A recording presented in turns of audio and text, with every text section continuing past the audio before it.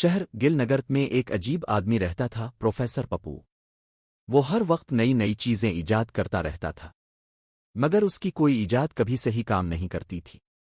ایک دن اس نے اعلان کیا، میں دنیا کی پہلی ایسی مشین بناؤں گا جو کھانے کو خود گرم کرے گی۔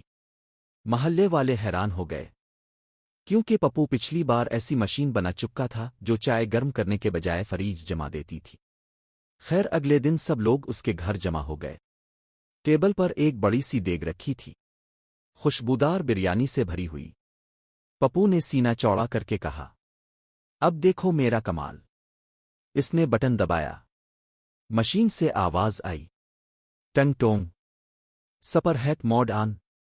اچانک دھواں نکلا، لائٹس بند ہو گئیں، پنکھا الفالٹا چلنے لگا، اور جب دھواں ختم ہوا بریانی غائب تھی۔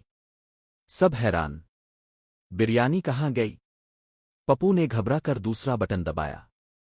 اچانک باہر گلی سے آواز آئی، او بھائی، آسمان سے بریانی کیوں گر رہی ہے؟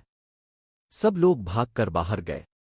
پورے محلے میں چاول برس رہے تھے، کسی کے سر پر آلو آیا، کسی کی جیب میں رائتا گرا، اور ایک بلی بریانی کا ٹکڑا لے کر ایسے بھاگ رہی تھی جیسے اولمپک جیتنے جا رہی ہو۔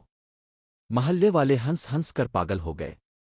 پپو نے شرمندہ ہو کر کہا، لگتا ہے ہیٹ موڈ کے بجائے سیٹلائٹ موڈ آن ہو گیا تھا۔